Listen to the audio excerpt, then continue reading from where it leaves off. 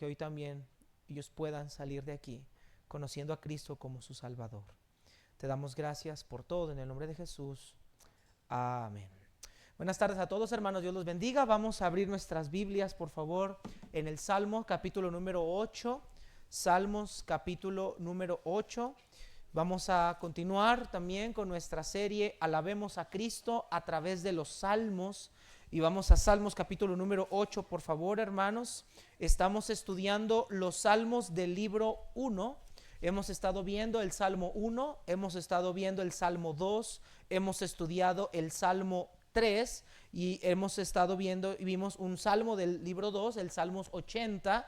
Y ahora, hermanos, vamos a ver el Salmos capítulo número 8 dentro del margen del libro 1. Recuerde que el Salterio está dividido en 5 libros. Del capítulo 1 al 42 es el libro número 1 y en el 42 empieza el libro número 2 y así sucesivamente. Vamos a seguir con los del libro 1 de nuestro Salterio, Salmos capítulo número 8, todos con su Biblia abierta, por favor. Hermanos, vamos a poner nuestro teléfono en modo que no suene, póngalo en vibrador o apáguelo de preferencia y concentrémonos en aquel que es digno de toda honra y de toda gloria. Salmos capítulo 8, versículo 1 en delante, nos dice así: Oh Jehová, Señor nuestro, cuán glorioso es tu nombre en toda la tierra. Has puesto tu gloria sobre los cielos. De la boca de los niños y de los que maman, fundaste la fortaleza a causa de tus enemigos para hacer callar al enemigo y al vengativo. Cuando veo tus cielos, obra de tus dedos, la luna y las estrellas que tú formaste, digo, ¿qué es el hombre para que tengas de él memoria? Y el hijo del hombre para que lo visites. Le has hecho un poco menor que los ángeles y lo coronaste de gloria y honra. Le hiciste señorear sobre las obras de tus manos. Todo lo pusiste debajo de sus pies. Ovejas y bueyes, todo ello, y asimismo las bestias del campo, las aves de los cielos, los peces del mar, todo cuanto pasa por los senderos del mar. Oh Jehová, Señor nuestro, cuán grande es tu nombre en toda la tierra. Si yo le pudiera preguntar a usted, deme en este momento un motivo por el cual usted va a alabar a Dios en este preciso momento. Si usted le hubiera un motivo que escribir por lo cual alabaría, daría gracias a Dios, ¿cuál hubiera sido ese motivo? Y algunos, hermanos, de nosotros normalmente nuestros motivos son por lo que recibimos. Todos nos ponemos contentos cuando Dios contesta una petición. Todos nos contentamos cuando Dios proveyó algo que nos hacía falta. Todos nos deleitamos cuando las cosas están bien. Pero mis hermanos, si hay un motivo por el cual todos nosotros podemos alabar a Dios en este preciso momento, es porque el Dios que nosotros tenemos ahora por Padre, gracias a los méritos de Cristo, es un Dios grande y glorioso. No estamos delante de cualquier ser insignificante. No estamos delante de una persona común y corriente. Estamos delante de aquel que lo gobierna absolutamente todo. Estamos delante de aquel que es el dueño de todo el universo y que la creación y el universo y las galaxias y las constelaciones celestes lo único que hacen es darnos un pequeño panorama o un pequeño destello de la grandeza de su autor. Y lo más maravilloso de todo esto, hermanos, es que ese maravilloso y glorioso Dios le llamamos Padre por medio de Jesucristo. Que Él, siendo Dios, se ha dignado a mirar a los hombres insignificantes como cada uno de nosotros. Por eso el salmista en este salmo va a preguntar: ¿qué es el hombre para que tengas de él memoria? El Salmo 8, hermanos, nos invita precisamente, o nos anima David, a que nosotros alabemos, adoremos, cantemos, nos deleitemos en aquel Dios que es el Todopoderoso. Que nuestros corazones eleven no solamente con su boca un cántico de adoración superficial, sino que nuestros corazones estén conectados, glorificando a Dios, no solamente a través de la música, no solamente a través de congregarnos, estar sentados en esta mañana aquí, sino que lo glorifiquemos a través de nuestras vidas. Que lo exaltemos y lo reverenciemos como Él merece ser reconocido. Y no sabemos el contexto histórico en el que el Salmo 8 fue escrito, pero lo que sí podemos ver es que probablemente David estaba meditando en alguna velada nocturna. Quizá en algún momento en la noche David había salido de su palacio, probablemente estaba cuidando las ovejas de su padre en la noche. No sabemos exactamente la situación histórica del Salmo 8 porque es desconocida, pero sí sabemos que David está de noche viendo las constelaciones celestiales y admirándose de la grandeza del Dios al que estaba cantando. Mis amados hermanos, cuán glorioso es nuestro Dios. Y ese es el tema, hermanos, que vamos a estudiar en esta mañana. Cuán glorioso es nuestro Dios, pero no lo vamos a mencionar solo como una definición, o no vamos a decir cuán glorioso es nuestro Dios de una manera superficial y de una manera común, sino con una exclamación de nuestra boca, pero también de nuestro corazón. Con una vida que le dignifique en verdad.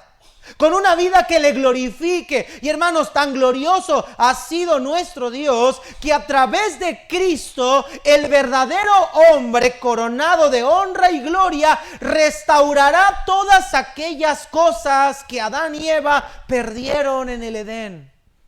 Hermanos, Dios había creado al hombre a su imagen y semejanza, y por causa del pecado el hombre perdió todos los beneficios que Dios le había dado. La imagen y semejanza de Dios que había en el hombre se corrompieron, se pervirtieron, y el hombre ha ido en una degradación constante. Pero gracias a Dios, el postrer Adán, Cristo mismo, se humanó, se encarnó, y a través de la cruz y a través de la resurrección restaurará todas las cosas.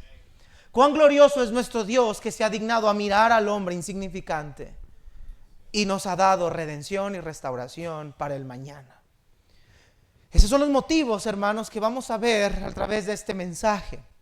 Ahora, el Salmo 8, hermanos, para darle un poco de contexto del Salmo 8, el Salmo 8, hermanos, entra dentro de la categoría de los salmos que son himnos. Son cánticos de alabanza. Habíamos mencionado que hay diferentes tipos de salmos. Salmo de lamentos, donde un individuo o una comunidad están pidiéndole al Señor intervención por algo que está sucediendo.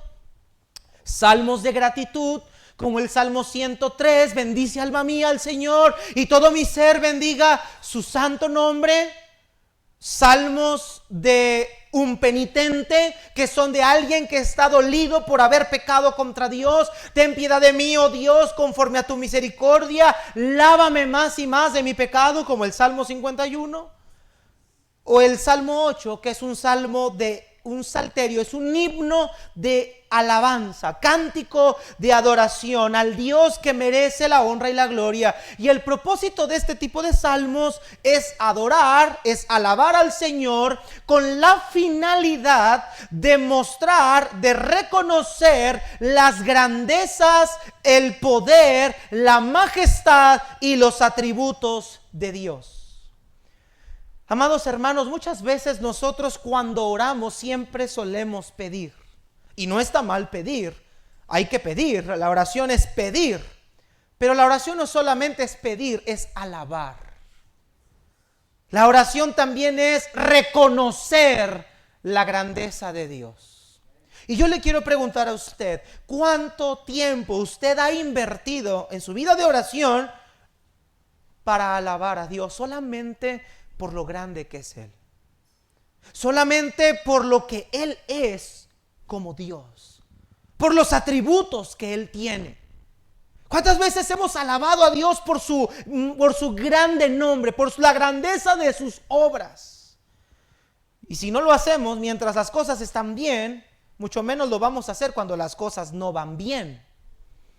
Somos acostumbrados a pedir y pedir, pero muy pocas veces a sentarnos a meditar en la grandeza de Dios. Uno de mis momentos favoritos ha sido ir a orar a las 5 de la mañana a la orilla del mar. Cuando he ido de vacaciones a Mazatlán, hermanos, me he puesto a la orilla del mar, 5 de la mañana, 4:30, y ves la inmensidad del mar y te pones a pensar, esto tiene un autor. Y ese maravilloso paisaje solamente es un destello pequeño de la grandeza, de la gloria del Dios que tenemos. Hermanos amados, Dios es digno de toda honra y gloria. Así que en este salmo vamos a ver 3 encabezados o 3 estrofas. Este salmo se divide en 3 estrofas. Recuerde que los salmos se dividen en estrofas. Hay salmos que se dividen en 4 estrofas, en 2 estrofas o en 3 estrofas, y el Salmo 8 está en 3 estrofas. Vamos a ver la primera estrofa. Nos dice, la primera estrofa es la grandeza y la majestad de Dios sobre toda la tierra. Vea lo que dice versículo 1 y versículo número 2. Dice, oh Jehová, Señor nuestro, cuán glorioso es tu nombre en toda la tierra. Has puesto tu gloria sobre los cielos. De la boca de los niños y de los que maman fundaste la fortaleza a causa de tus enemigos, para hacer callar al enemigo y al vengativo.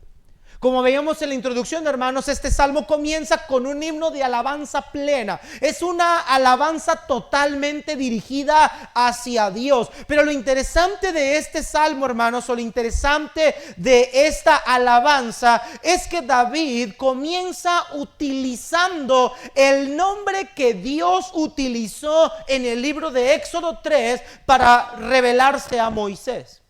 Y que por obvias razones, por nuestra traducción en la Reina Valera 60, nosotros vemos el nombre Jehová, pero que realmente, hermanos, el nombre del Señor es el yo soy el que soy. Y ese es el nombre que aparece en el texto hebreo, las famosas 4 consonantes, que lo único que nos permiten ver, hermanos, es que Dios está revelándole a Moisés en ese momento su autoexistencia. Dios no necesita de nadie. A Dios no lo creó nadie. Él es por sí mismo.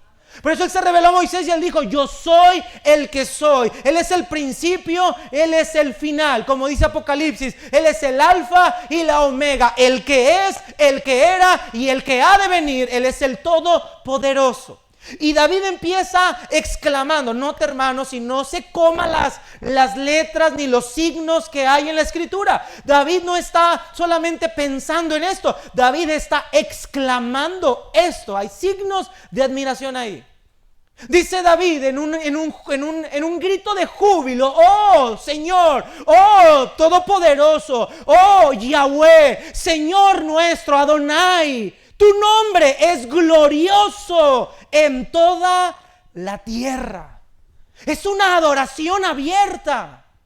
Es una exclamación que nace de lo más profundo del corazón. Es una alabanza que sale de la contemplación del salmista. David en este salmo va a tomar el tiempo para glorificar a Dios por lo que Él es como ser.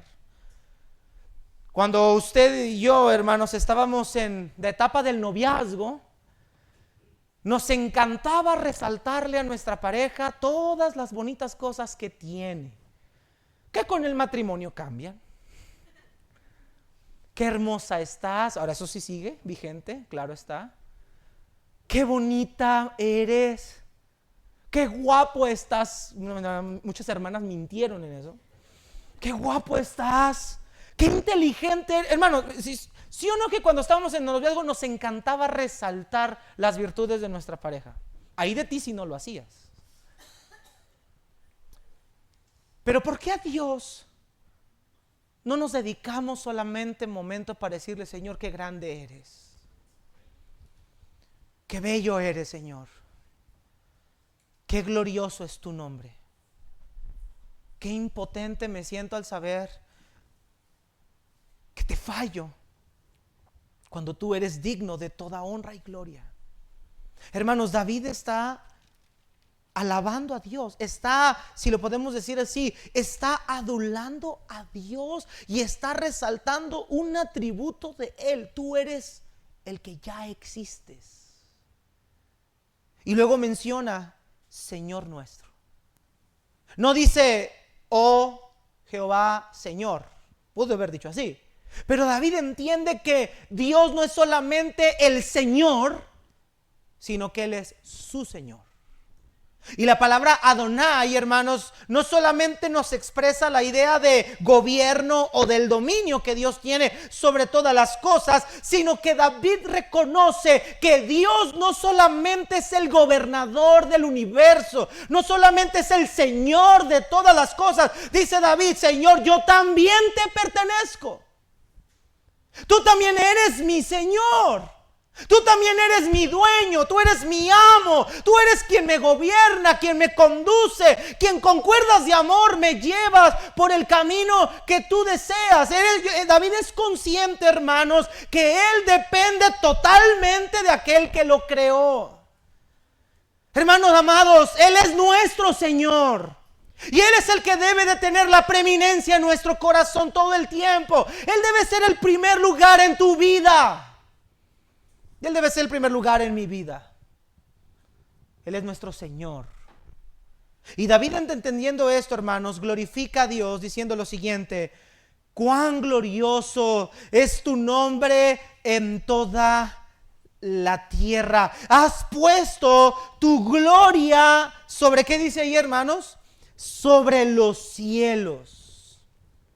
Es por medio de la creación, hermanos, es por medio de lo que Dios ha hecho que podemos conocer un poquito del poder, la belleza, la grandeza de su diseñador. Hermanos, a todos los que nos encanta, yo a la mayoría les encanta ver paisajes, a todos los que nos encanta ver paisajes, a todos los que nos encanta ver la astronomía y nos encanta ver todas estas maravillas que la naturaleza tiene, solamente nos permite ver una cosa: Dios es más grande que todo lo que vemos y tenemos enfrente de nosotros. ¿Cómo? Y no solamente nos resalta el poder de Dios, la sabiduría de Dios, porque todas las cosas funcionan como un engranaje. Todo está perfectamente desarrollado por Dios. Es la creación la que nos muestra su gloria, nos muestra su grandeza. Dice el Salmo 19:1: los cielos cuentan la gloria de Dios y el firmamento anuncia las obras de sus manos. Mira, hermano querido, Dios no necesita un defensor para que le digamos al mundo que Él existe. Hermanos, Dios nunca en su palabra trata de comprobarle al hombre su existencia. Dios, a través de su palabra, declara que la creación es la prueba más grande de su existencia. Y que si el hombre no quiere creer en Dios, no es por culpa de Dios, es el problema del hombre. Pero que el hombre no quiera creer en Dios no quita la realidad de lo que es. Los cielos anuncian su gloria. Me encanta el libro de Nehemías y lo cantábamos en un corito los viernes de oración en la iglesia donde yo estaba cuando era joven. Dice: tú solo eres Jehová, tú hiciste los cielos y los cielos de los cielos con todo su ejército, la tierra y todo lo que está en ella, los mares y todos los que hay en ellos. Y me encanta lo que dice después: y tú vivificas todas estas cosas y los cielos y los ejércitos de los cielos te adoran. Si la creación subsiste es por el poder de Dios. Dios no ha desatendido su creación. Dios sigue vivificando su creación. Su creación es una muestra de la gloria de Dios. Pero ¿sabes qué? Ni siquiera la misma tierra ni la misma creación puede contener su poder y su grandeza. Tú no puedes encajonar a Dios en un lugar. Eso decía, vea lo que dijo Salomón cuando estaba dedicando el templo. Dice Salomón: pero ¿es verdad que Dios morará sobre la tierra? He aquí que los cielos de los cielos, no te pueden contener, cuanto menos esta casa que yo he edificado. Hermanos, tú no puedes encapsular a Dios en un lugar. Dios, hermanos, va por encima de todo lo que tú ves en este universo. Aunque trates de llegar a la estrella más lejana que exista, a billones de años luz, no puedes huir de la presencia de su Creador. Hermanos, no hay un lugar donde Dios no esté. Y el salmista, hermanos, nos despliega que la tierra es una prueba de su gloria. Ahora vemos en el versículo 2, hermanos, que hay un contraste muy interesante. Dice: de la boca de los niños y de los que maman fundaste la fortaleza, a causa de tus enemigos, para hacer callar al enemigo y al vengativo.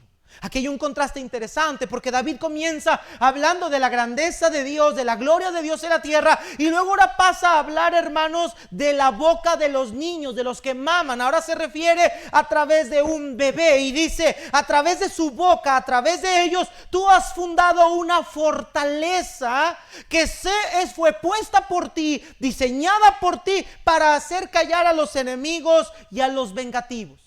Ahora, si vemos este salmo así, vamos a decir: bueno, ¿y este salmo de qué está hablando? Lo que David está tratando de decir es que aún los niños, por muy pequeños, por muy infantes que sean o delicados que sean, aún ellos mismos resaltan la misma grandeza de Dios, cosa que los enemigos y los vengativos no pueden hacer. Hermanos, es que toda la creación alaba a Dios. Toda la creación glorifica a Dios. Y tú, hermana, mira, hermana, cuando escuchas ese llanto por primera vez, lo único que podemos darnos cuenta al tener una criaturita como esas en nuestras manos es ver otra muestra de la grandeza y de la gloria de Dios. Qué increíble, hermanos, es ver a un bebé desarrollarse en el vientre de una mujer. Yo no sé si usted ha tenido la oportunidad de ver un ultrasonido con alta definición, o ver algunas de estos videos que existen donde empieza a verse el bebé en gestación. Hermanos, es increíble, es maravilloso cómo Dios todo lo hizo tan perfecto. Y que aún los niños inconscientes, los bebitos sin tener conciencia, aún ellos también alaban a Dios. Pero vemos que este texto, hermanos, también Jesucristo lo utilizó para referirse a este asunto. Mire lo que dice Mateo 21 rápidamente.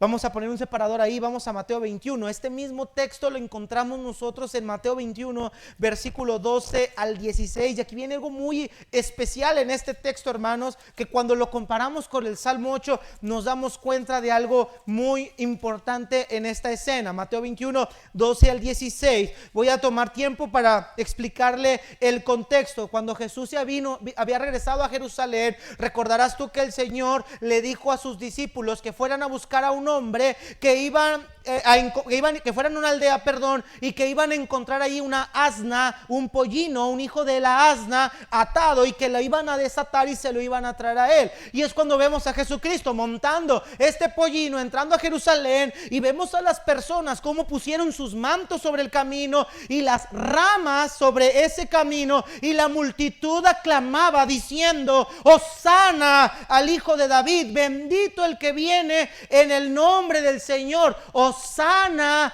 en las alturas. Es en ese contexto donde vemos que Jesucristo entra al templo y ve que están ahí los cambistas, los que vendían, y Jesús vuelca las mesas aseverándoles que ese lugar era un lugar de adoración. Pero en ese momento están ahí cojos y ciegos, y Jesús los sana. Y por medio de esta sanidad, dice el versículo ahí número 15, dice: pero los principales sacerdotes y los escribas, viendo las maravillas que hacía, esto causó un efecto. Los muchachos aclamando en el templo diciendo, ¿qué decían ellos? Hosana al Hijo de David. Se indignaron.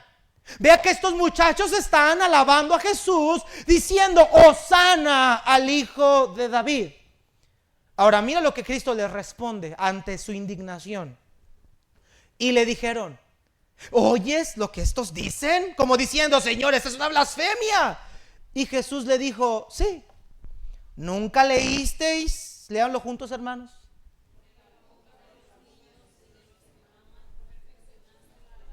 ¿Qué texto está citando Jesús aquí? Salmo 8, versículo 2. Ahora, qué interesante. En la Reina Valera 60 nos dice que de los que maman fundaste la fortaleza. Pero Cristo, citando la Septuaginta, dice: perfeccionaste la alabanza. Y dejándolo salió fuera de la ciudad. Es interesante, hermanos, que Jesús usa este mismo texto para reforzar lo que el Salmo 8 enseñaba. Estos muchachos, estos niños, también se les ha dado la virtud de alabar a su Creador. Ahora, aquí viene lo importante de esto. El Salmo 8 lo conocían los fariseos, sí lo conocían.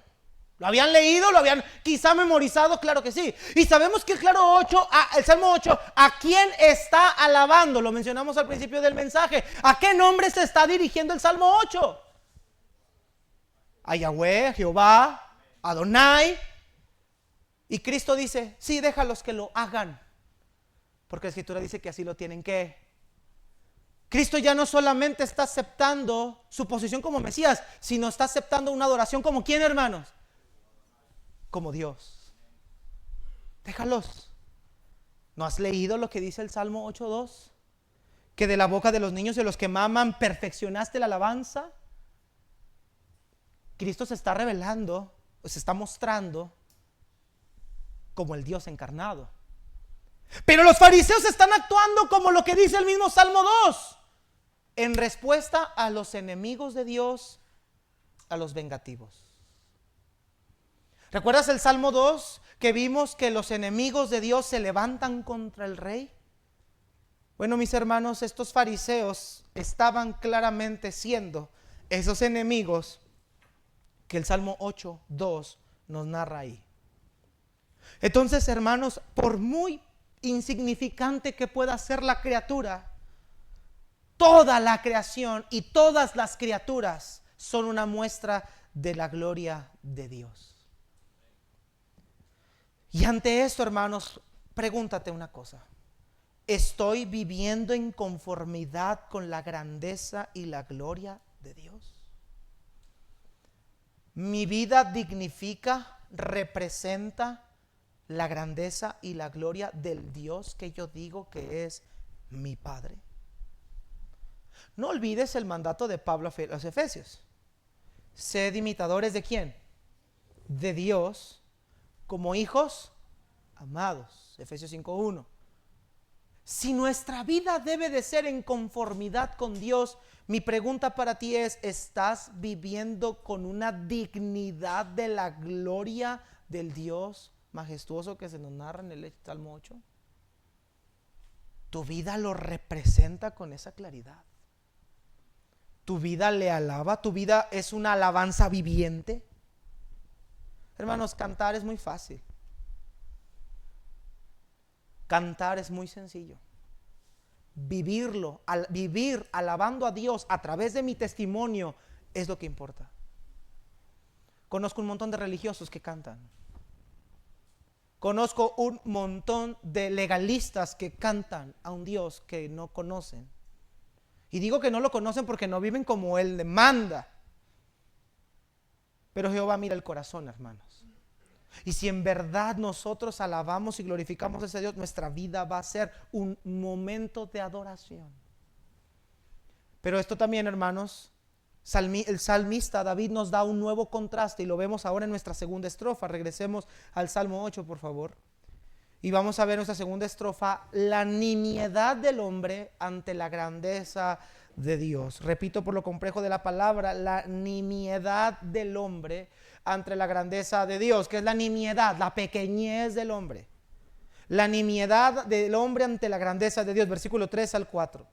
Cuando veo tus cielos, obra de tus dedos, la luna y las estrellas que tú formaste, digo: ¿Qué es el hombre para que tengas de él memoria y el hijo del hombre para que lo visites? Vea que David dice, cuando yo observo tu gloria, cuando yo observo tus cielos, cuando yo veo lo que tú diseñaste, cuando yo veo tu creación, veo la luna, veo las estrellas. Probablemente por eso decimos que David está en la noche quizá ahí pastoreando las ovejas, o tal vez salió al terrado del palacio como solía hacerlo, y quizá miró el cielo oscuro, miró la luna que tan grande brilla, las estrellas que en ese momento se pueden percibir de una manera tan nítida y tan clara. Y quizá David empezó a preguntar, Señor, yo veo esto que es obra tuya, todo esto lo creaste, todo esto lo diseñaste, todo esto lo hiciste perfectamente, y cuando yo veo esta semejante grandeza, me pregunto, ¿quién soy yo? ¿Qué es el hombre para que tengas de él memoria y el hijo del hombre para que lo visites? Vea que David hace un contraste gigantesco aquí. Dice, Señor, tu obra, tu gloria, tu nombre es más grande de lo que yo me imagino. Y cuando veo esto y lo comparo con nosotros, mi pregunta es, ¿cómo es que un Dios tan grande se ha dignado a ver algo tan insignificante como nosotros? Me gustó el comentario, y no se rasguen las vestiduras, solamente es el comentario de este autor. Pero me gustó el comentario de Juan Calvino de este texto que dice: el propósito del salmista es realzar a través de esta comparación la bondad infinita de Dios. Porque ciertamente, dice Calvino, es algo extraordinario y maravilloso que el creador de los cielos, cuya gloria excede todo lo imaginable, lleve a su condescendencia hasta el punto de ocuparse personalmente de la raza humana. En otras palabras, lo que Calvino nos está tratando de decir aquí es que David, al ver esta grandeza de Dios y ver cómo Dios, siendo tan grande, se haya dignado, haya condescendido a tener memoria del hombre, nos refleja nada más y nada menos que la gracia de Dios en toda su plenitud. Hermano, escúchame, Dios no solamente nos muestra su poder y sus alcances como creador, nos muestra la grandeza de su gracia en favor de personas insignificantes. Escúchame, hermano querido, para Dios toda su creación es importante. Y Dios, ese Dios excelente y extraordinario y maravilloso, se ha dignado a mirarnos. El texto que dice ahí que tengas de él memoria y que lo visites, lo que se refiere, hermanos, es que Dios de una manera personal se preocupa, por decirlo de esta manera, o interviene en favor de la raza humana. Dice David, Señor, eres tan grande, tan maravilloso, tan excelso, que somos nosotros para que nos visites.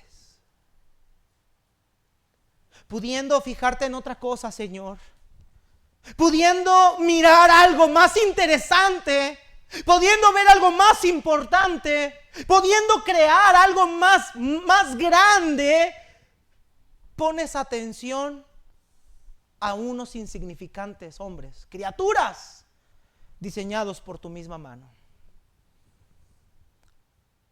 Pero lo más maravilloso de la gracia de Dios aquí es que esos hombres que Dios ha tenido memoria y ha visitado se rebelaron contra Dios en Génesis 3. Cualquiera de nosotros hace una obra de caridad a alguien que ante nuestros ojos lo merece, a alguien que nos agrada, a alguien con quien nos relacionamos, a alguien con quien compartimos un tiempo. Pero ninguno de nosotros hace una obra de misericordia o de gracia con alguien que nos ha dañado, nos ha lastimado, nos ha ofendido o nos ha sido de tropiezo. Nadie. Bueno, Dios sí.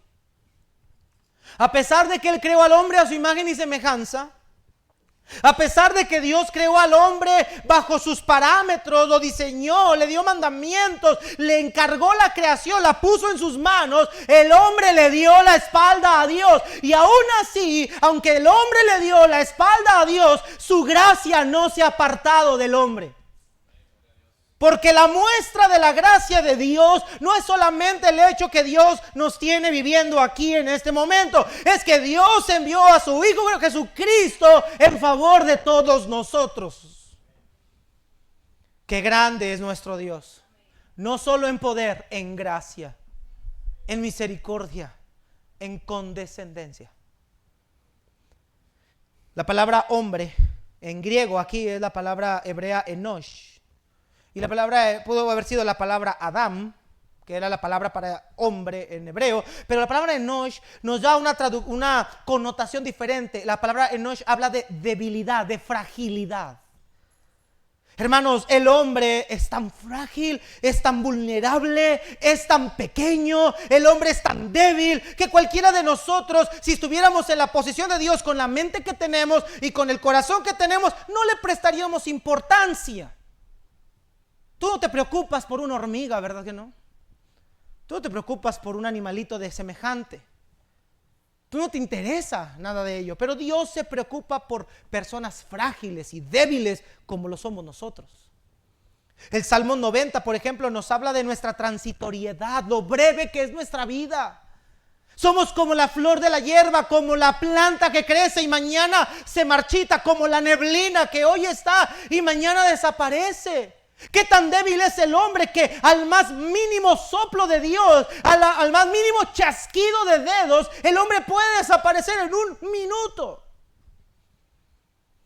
¿Qué tan débiles somos y frágiles no somos que un pequeño virus que no puede ser detectado de manera visible, un virus microscópicamente visible, pueda hacerle daño al sistema inmunológico de todo el hombre, desacomodándolo totalmente e incluso llevándolo a la muerte, como lo fue el COVID-19. Hermanos, es que somos frágiles, somos débiles. Algunos se sienten que son alguien porque tienen una posición social o porque tienen un cierto grado de conocimiento académico. Pero hermanos amados, no te confundas, no te hagas imágenes en tu cabeza. Seas quien seas, como te llames, lo que tengas, como seres humanos, todos somos frágiles y vulnerables. Ante Dios, tú y yo no somos nada. ¿Alguna vez usted ha visto a las hormigas crear una colmena, ¿cómo le llaman? Sí, su colmena, ¿se llama colmena? Hormiguero, perdón. Su hormiguero, colmena son las abejas. Su hormiguero. ¿Alguna vez usted ha visto los hormigueros ahí en su casa, fuera de su patio, por ahí?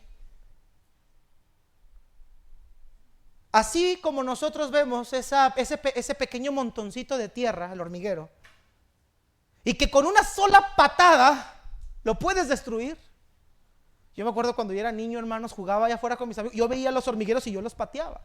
Malo que soy, ¿verdad? Los pateaba y los deshacía, y todas las hormigas dispersándose, pobrecitas, por todos lados.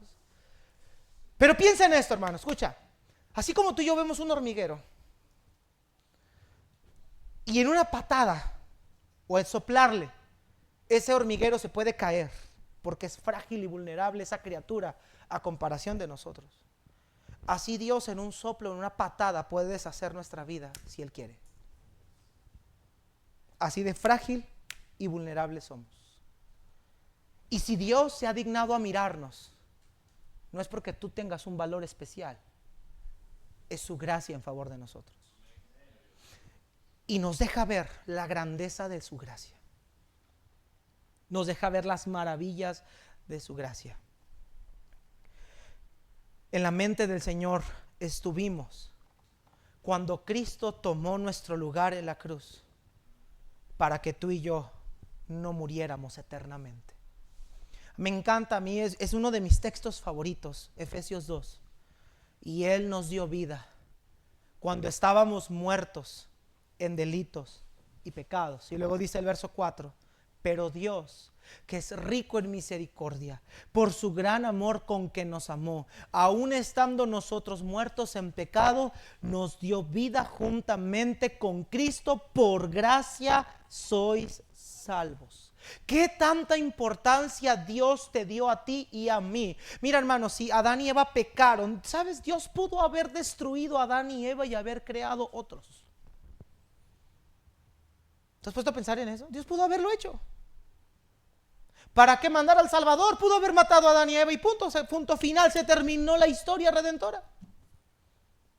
Pero Dios no es un destructor. Dios es un restaurador que ama lo que ha creado. Y Él te amó a ti y a mí al grado de restaurar la raza humana, aunque hubiera tenido que despojarse del unigénito Hijo de Dios. Aunque tuviera que levantarse de su trono de gloria, tomar una naturaleza en la cual Él no tenía una forma humana, tomar una forma humana, en debilidad humana, en un cansancio, en una sed, en hambre, en desprecios, en tener que aprender la obediencia, con tal de que nosotros tuviéramos vida juntamente con Cristo. ¿Qué soy yo para que Él tenga de mi memoria? Así como nosotros podemos darle una patada a un hormiguero, así Dios vio a los de la Torre de Babel, tan insignificantes, tan pequeños, tan débiles, tratando de rebelarse contra Dios, edificando una torre, y solamente bastó confundir sus lenguas para que estos cesaran de hacer ese trabajo. Amados, tú y yo no somos nada. Si somos algo y si tenemos un valor ahora, es porque Cristo nos lo ha dado ese valor.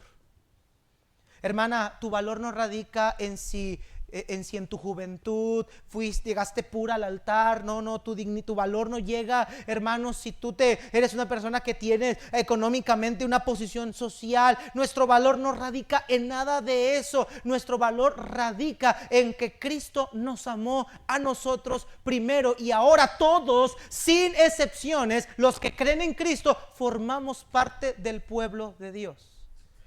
Tú y yo tenemos ahora un valor. Dios nos dio ese valor a través de la muerte de su Hijo.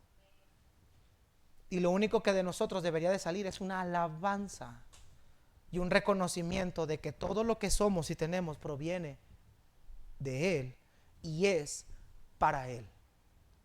Y en virtud de esto que hemos mencionado, la gracia de Dios se hizo más evidente todavía en favor del hombre. Y esto lo vemos en nuestra tercera y última estrofa, versículo número 5 en delante. Y esta tercera estrofa lleva por título La dignidad del hombre otorgada por el Dios de gloria. Vimos en el cabezado que acabamos de terminar que el hombre es un ser pequeño en comparación con su gloria, pero ahora Dios en su gracia le dio al hombre una dignidad que ese Dios de gloria le otorgó a él. Versículo 5 en delante. Le has hecho un poco menor que los ángeles. Está hablando del hombre. Y lo coronaste de gloria y honra. Le hiciste señorear sobre las obras de tus manos. Todo lo pusiste debajo de sus pies. Ovejas y bueyes, todo ello, y asimismo las bestias del campo, las aves de los cielos, los peces del mar, todo cuanto pasa por los senderos del mar. Oh Jehová, Señor nuestro, cuán grande es tu nombre en toda la tierra. Ahora el salmista David dice: Señor, no somos nada. ¿Qué somos nosotros para que te hayas fijado en nosotros? Y luego ahora el salmista dice: pero Señor, nos hiciste un poco menor que los ángeles. Hermano, nunca olvides, el hombre siempre va a ser inferior a Dios. Pero el hombre siempre ha jugado a tratar de ser Dios.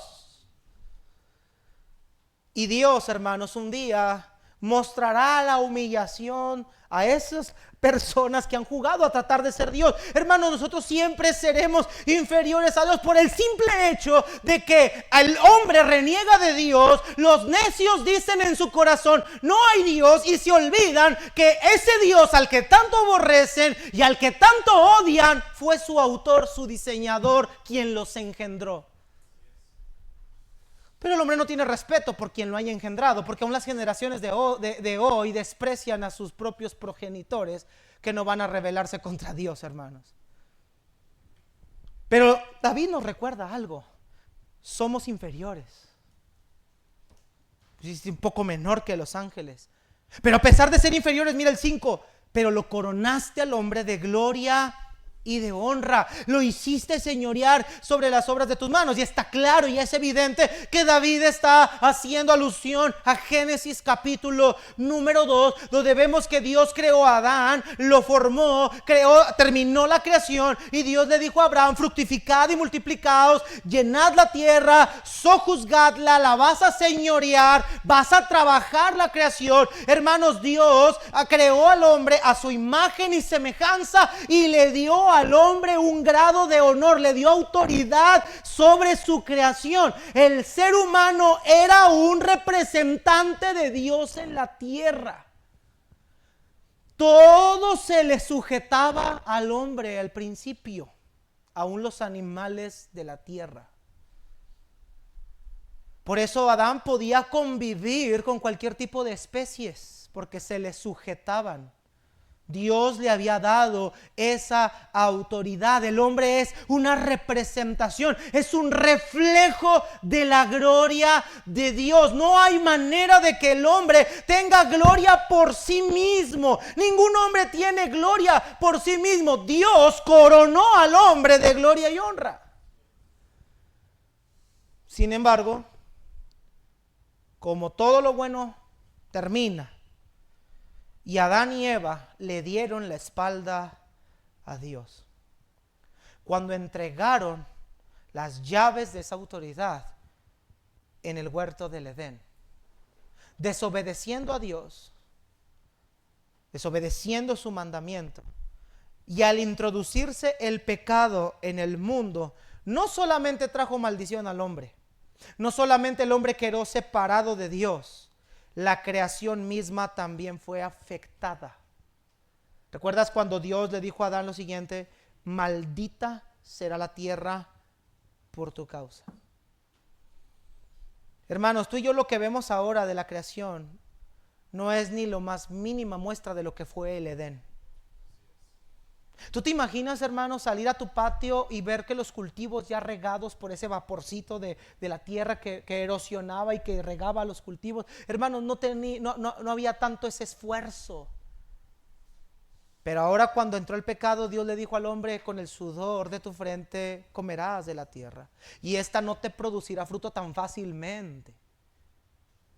Pregúntale no va a estar lejos, pregúntale a los agricultores que están en nuestra zona de Chihuahua cómo están batallando por sus cultivos, por la sequía que hay. Hermanos, la tierra, la creación misma recibió maldición. Si bien nosotros no perdemos la imagen y la semejanza de Dios, sí, la imagen y la semejanza de Dios se corrompió al grado de que el hombre se ha ido degradando paulatinamente.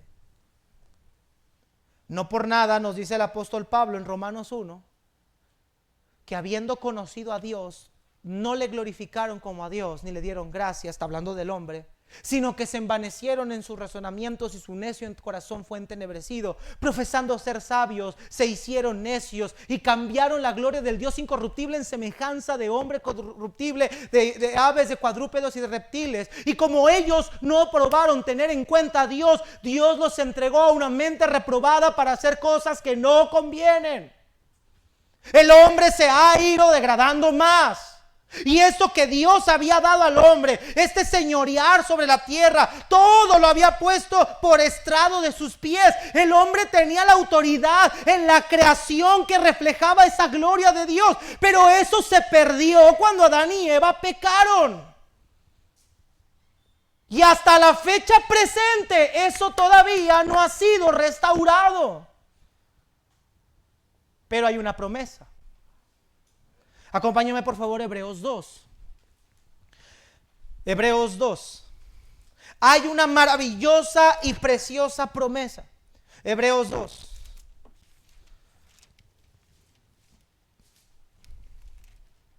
Hebreos capítulo número 2, versículo número 5. Si tú lees el contexto, está hablando de Jesucristo, está hablando del Hijo. Lo que el autor de Hebreos está haciendo, tanto en el 2, 3, 4 en delante, es mostrarnos la superioridad de Cristo. Ahora mira lo que dice el versículo 5, porque no sujetó a los ángeles el mundo venidero. Está hablando que Dios no sujetó a los ángeles el mundo venidero al cual estamos hablando. Pero alguien testificó en cierto lugar diciendo: ¿qué es el hombre para que te acuerdes de él? ¿O el hijo del hombre para que lo visites? Le hiciste un poco menor que los ángeles, le coronaste de gloria y honra, lo pusiste sobre las obras de tus manos, todo lo que te hace bajo sus pies. ¿Qué texto está citando aquí, hermanos? Salmos 8, vea lo que dice el versículo 7. Porque en cuanto le sujetó todas las cosas, nada dejó que no sea sujeto a él. Pero todavía no vemos que todas las cosas le sean sujetas. Todavía esto que Dios había dado todavía no ha sucedido, todavía no ha sido manifestado en este presente. Nota el verso 9. Pero vemos a aquel que fue hecho un poco menor que los ángeles, hablando de su humanidad y su encarnación, a Jesús, coronado de gloria y honra a causa del padecimiento de la muerte, por lo que la gracia de Dios, por la gracia de Dios gustase la muerte a todos, porque convenía a aquel por cuya causa son todas las cosas y por quien todas las cosas subsisten, que habiendo de llevar muchos hijos a la gloria, perfeccionase por aflicciones al autor de la salvación de ellos. Lo que el autor de Hebreos nos está tratando de decir es que aunque esta sujeción no se ha dado del todo por el momento, dice el autor de Hebreos, por medio de Cristo esa restauración va a ser posible. Él es ese postrer Adán que nosotros necesitábamos para que todas esas cosas que se perdieron en el Edén fueran restauradas, y las vamos a ver en la nueva Jerusalén celestial. Amados hermanos, es Cristo el que le devolvió la dignidad al hombre. Escúcheme esto. Es un hombre el que está sentado a la diestra del trono de Dios. Y ese hombre intercede por nosotros al Padre todo el tiempo. Amados hermanos, un día todas las cosas que se perdieron en el Edén serán restauradas. Cristo, a través de su muerte, lo hizo posible.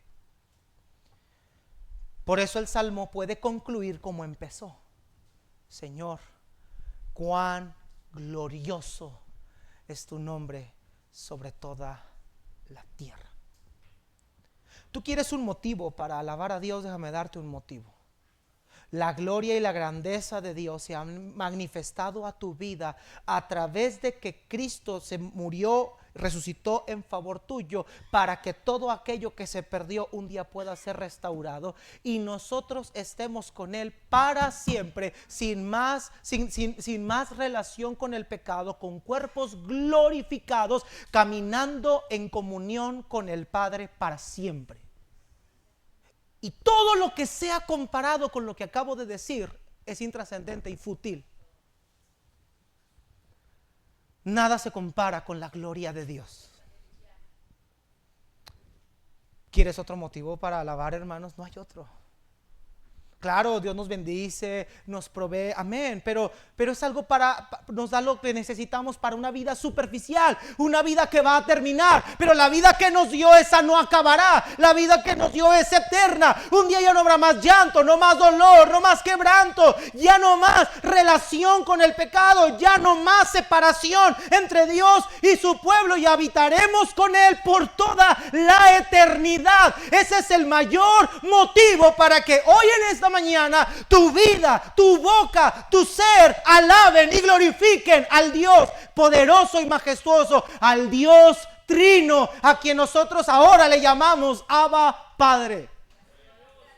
Es el motivo más grande para alabar a Dios. Gracias a Cristo y su don inefable. Padre, gracias por tu palabra. Gracias, Señor. Por tu bendita y maravillosa y preciosa obra en la cruz.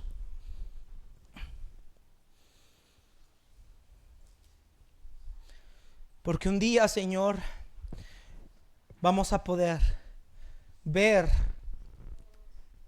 todas las perfecciones. Vamos a poder ver la imagen, la semejanza de Dios restaurada en nuestra vida. Ya no en esa corrupción, ya no en esta degradación moral en la que vamos. La vamos a poder ver completa, terminada, con cuerpos glorificados. Señor, qué hermoso va a ser saber un día que ya no vamos a batallar más con pecado, que eso ya habrá terminado.